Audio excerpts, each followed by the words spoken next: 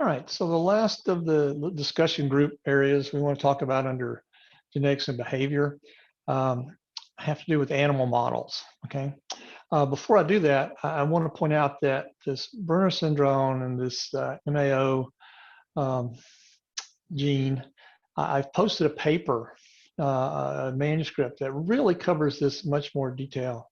And I think it's, if you're interested in it, if you found the discussion about this interesting, that paper really details what's known about it, a lot of the different variations out there, not the ones that I talked about, but even more, many, many more, and a lot of the current thought about this and how this affects things like autism and hyperactivity and et cetera. So that's available on the website if you want to look at it. But we're going to talk now briefly about animal models. And animal models, we can't really do things to humans sometimes, right? You've already experiencing, will experience having to go through the protocol systems of what we do with humans. And there's things you don't want to do to humans, right? You want to try to see if there's an alternative. And one of the things that you're going to be doing under ePortfolio in your analysis of chromosomes, your assigned chromosome, is to identify an animal model that's used for one of the diseases or one of the outcomes testing from your chromosome, some gene that's found in your chromosome or a combination of genes, and then the animal models that are used to discuss this, one of the assignments for that. You'll be, actually that's one of the weekly assignments that you'll have. So, it's had. So, we try to give you time to do that on your own. But I just wanted to point out some of the things about it. In humans, you can do questionnaires, you can do things. We can have trial systems where we test, but you really trying to figure out exactly what genes involve things. It's gotten easier. But it's still, animal models still play a major role, and they do it through behavioral testing. And we do this, we try to identify genes that relate back to things like phobias and, panic disorder and things. And we do that in a number of ways. You can do it by QTLs, by looking at, just correlation with chromosomes, classical ways of doing it with chromosome mapping. You can do expression profiling, gene expression. Nowadays, we very commonly do it by looking at the message pool of messages that are sent out in certain cells under certain conditions for various individuals, and just sequencing those and figuring out what the expression patterns are for various genes by looking at what's available versus what's actually out to the cytoplasm in the form. Then we can come back and think about these in terms of human populations and the variation that's found there. Eventually, you whittle all these down to where you can get the few genes that are involved in certain behaviors. Sometimes it's not a few, like we saw in schizophrenia. You may have 130, 140 genes involved, but you can whittle them down to the ones you're interested in.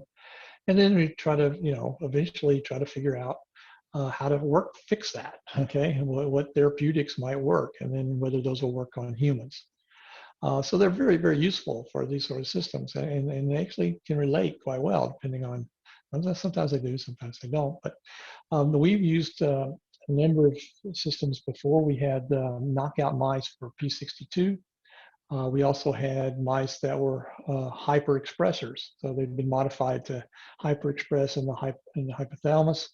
And then we had another set that were completely knocked out. So P62 didn't occur in these mice.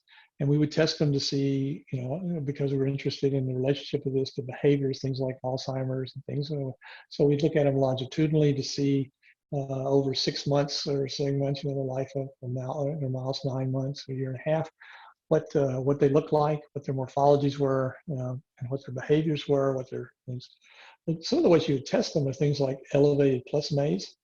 This was what maze used to really examine anxiety. Okay, you put the mouse in here, and they have a choice of either going into one of these arms where it's closed and protected, or they have a choice of going out here on these open arms and exploring. If you were to take a wild mouse, and you put them on here, I guarantee you, my mice, the ones I worked on for years, they just run out here and jump off, right?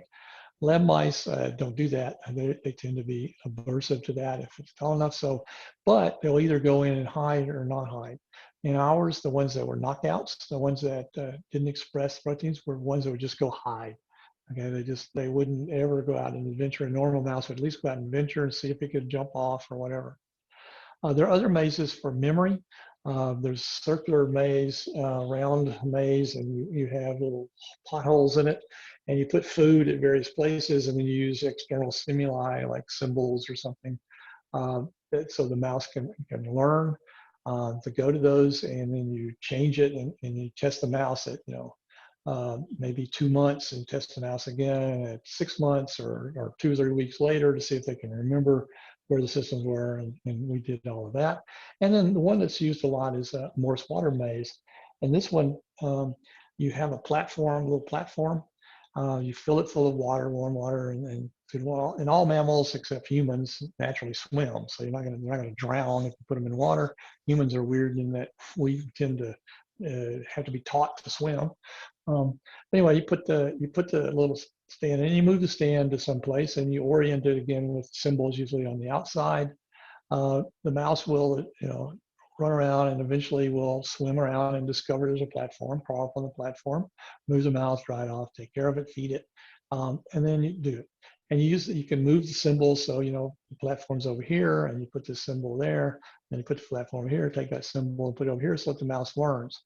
And then they go out, and you usually have a camera focusing down, and you record the amount of time it takes for the mouse to search, and what whether it has external clues, cues. Sometimes it does, sometimes you don't use them, but how long it takes to search and how they behave.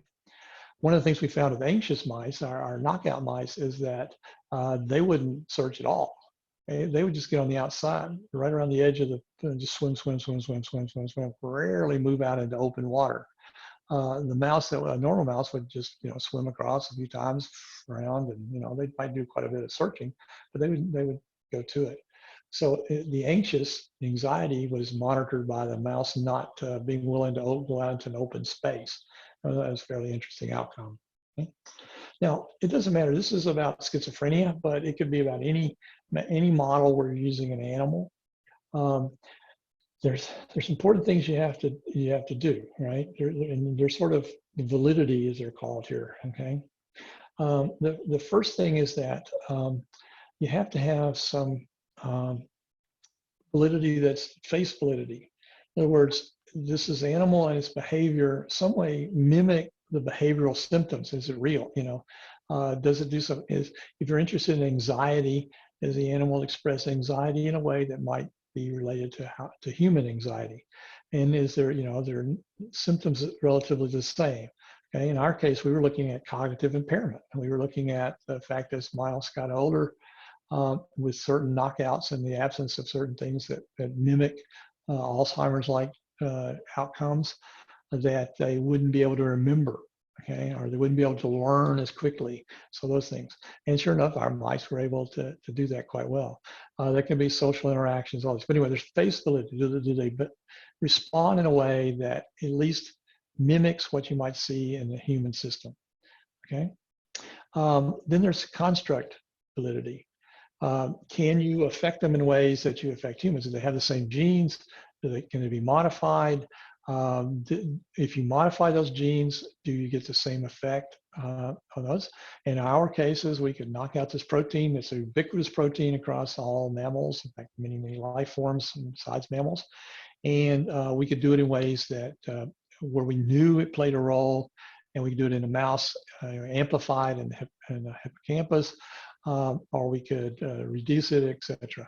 And we could see that we get the same outcomes. We would test human cells where we'd knock this out, and we could test cells from these animals and see that we got a similar outcome as far as the protein production and the types of proteins from our alterations. So we could, our constructs had validity. And then finally, what you want to do is you want to know if there's, you want to figure out, doing all this testing, whether it reveals any novel information, right? By knocking it out, do I learn something? By knocking it in and overexpressing, do I learn something? And then if I do, what can I do with it, right? Are there ways to potentially develop therapeutics? Are there ways to do other things, or can I prevent it? Some of these mice, if I fed them the right thing and didn't feed the other ones the same level of that nutrient, did I get a different outcome or something? So there's a predictive validity. So those are, for any animal model, those are things that, we really look for in the study. And you have to establish each of these things in order to move forward. And certainly the first two, the face validity and the construct validity, before you do, really get very far into it, that's what you have to do. And your hope is that by doing that, you'll eventually get some predictive validity. You'll learn new things, and those new things will lead you to better descriptions of what's going on. All right, well, that actually ends what I wanted to do to discuss this whole concept of behavior and behavioral genetics. Again, there's a paper I posted about it that I think you might expand on. There's lots of reading out there. I just wanted to sort of say, yeah, here it is. It has a huge effect on our brain, how our brain works, how it interacts with other parts of our body, how it interacts with our lifestyle and our personalities and our way of dealing is really neurological. And so all that related, and go through it. I think we've covered quite a bit of that in these lectures.